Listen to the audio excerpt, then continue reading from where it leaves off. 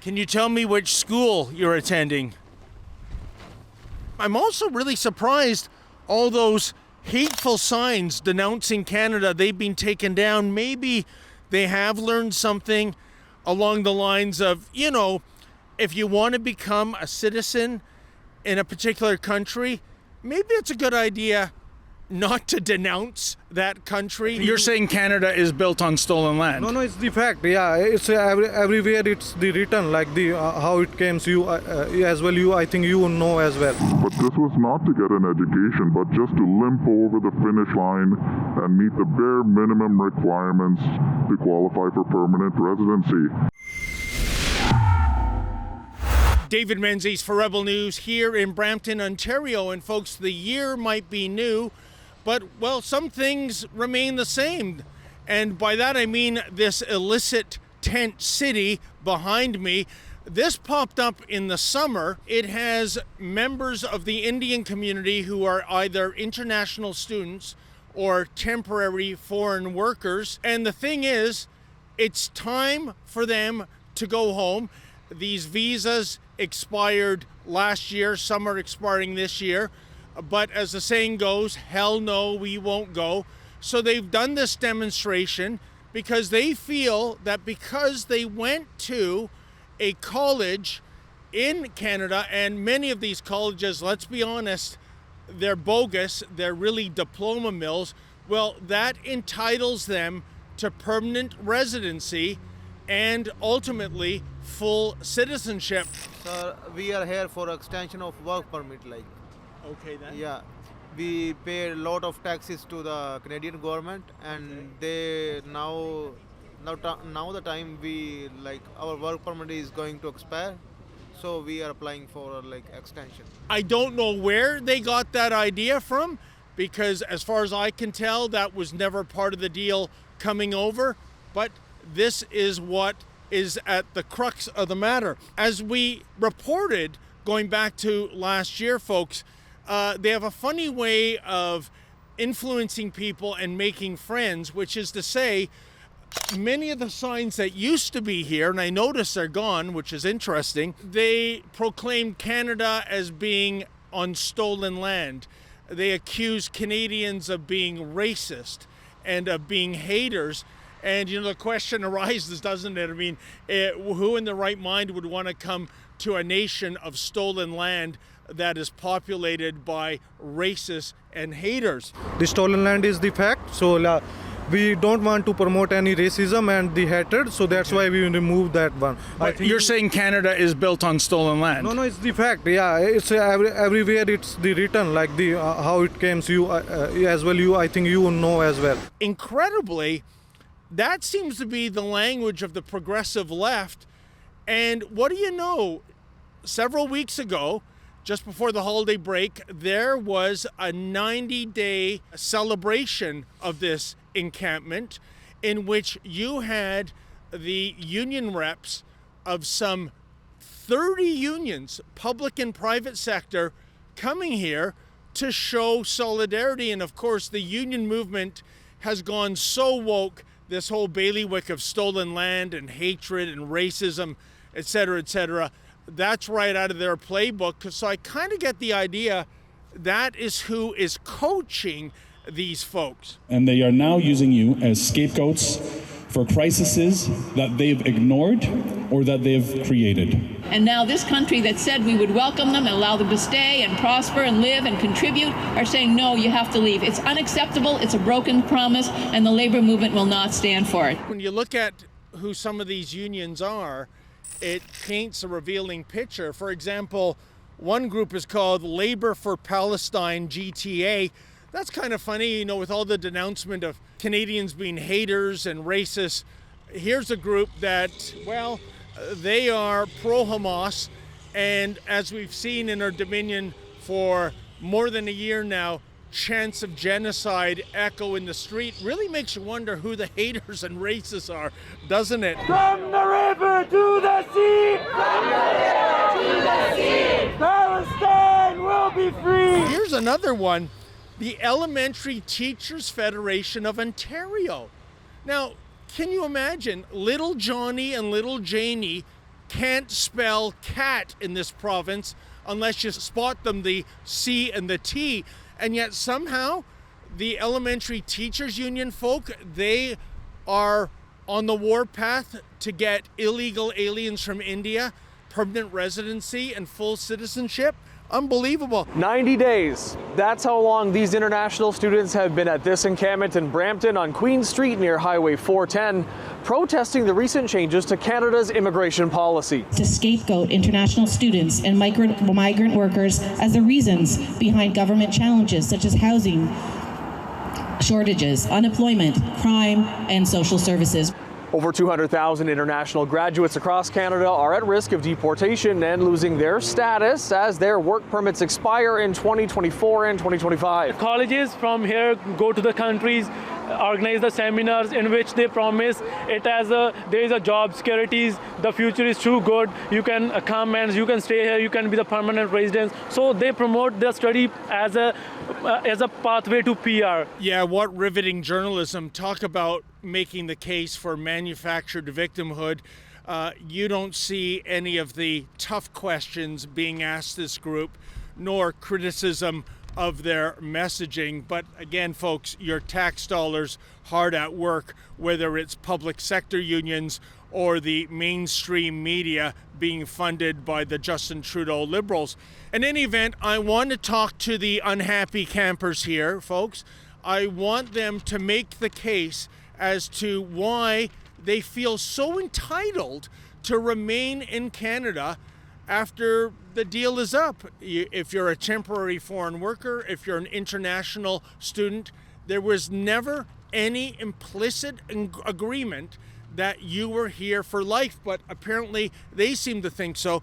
Oh, and one other thing, I did reach out to the city of Brampton because this encampment, as far as I can tell, is breaking several bylaws, and I was told that contrary to what I originally thought, this tent is not on a piece of public land, but rather private property. But the city wouldn't tell me who owns the property. Why? Why the lack of transparency? It's also baffling. In any event, we're going to go pay a house call to this tent, see what these unhappy campers have to say. Hey, how you doing there? Hey, how you doing? How are ya? How's it going? I'm David Menzies with Rebel News. Can I ask you a few questions if you don't mind?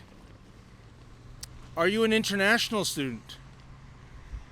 If so, what are you qualified for, sir?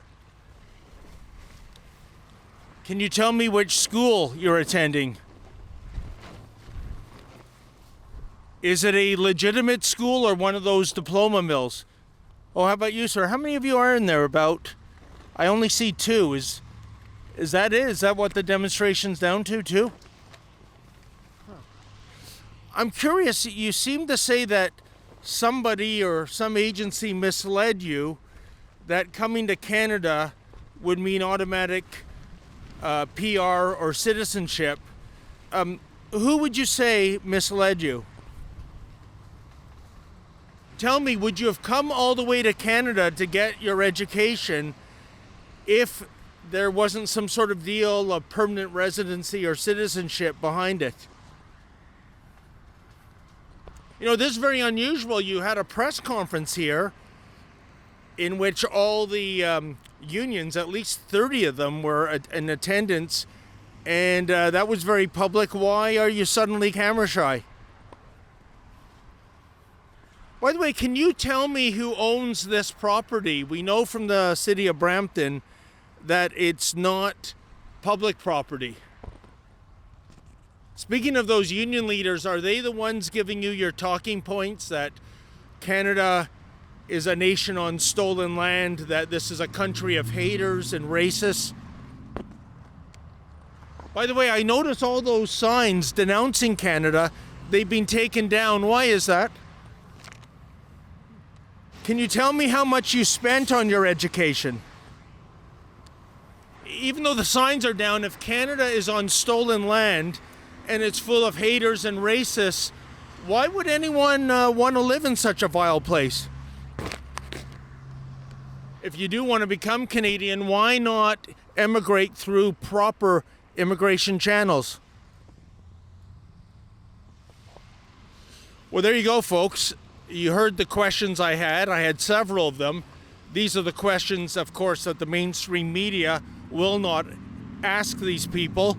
And when I say people, I only counted 2. I'd say this tent is big enough for maybe 40 or 50 people. Don't be deceived by the 2 little tents. Those are just supply tents. By all indications, it's going to be a long winter. I kind of feel for them in a bit. It is really frigid out here today, and their generator just ran out of gas. Surely Stephen Guilbeault is smiling because of that, but still, I don't know how they get by during these cold winters. Oh, maybe it would be the Volkswagen Passat and that sweet BMW in the parking lot. I have a feeling that's where they retreat to when it gets really cold. I'm also really surprised all those hateful signs denouncing Canada, they've been taken down. Maybe they have learned something along the lines of, you know, if you want to become a citizen in a particular country, maybe it's a good idea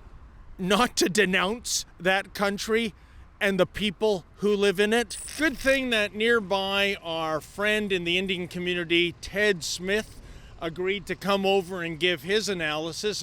Ted Smith is not his real name, and as you can see, he's wearing a disguise because, well, let's face it, there are some people that like to use their fists to do the talking, and we don't want to put Ted into any kind of jeopardy. Anyways, Ted, overall, what do you make of this? Here's this encampment. We only counted 2 people, by the way, and they wouldn't talk to us, although they had, just a few weeks ago, a 90th day anniversary in which so many labor unions came out to support this encampment. But I'll tell you, I think if a demonstration is all about getting your point of view across, why won't these people talk to us?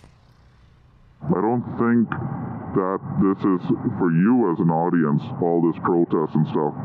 This is meant to sort of create a narrative that Canada oppressed them, they were hard done by, and it's all part of some heroic protest, and the media will just gloss it over, and some politician will come along and say we need to correct this injustice and give them mass amnesty, instead of somebody like you going and asking pertinent and pointed questions.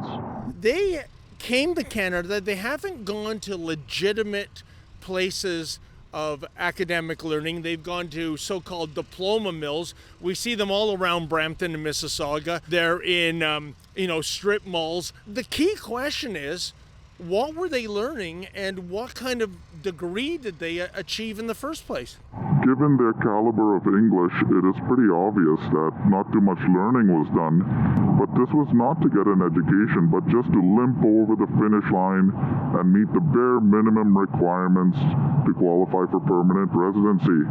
Unfortunately, this is not a federal problem, it's also a provincial problem, because these colleges, designated learning institutes, I shared the file with you, there's literally hundreds and hundreds of colleges that were created.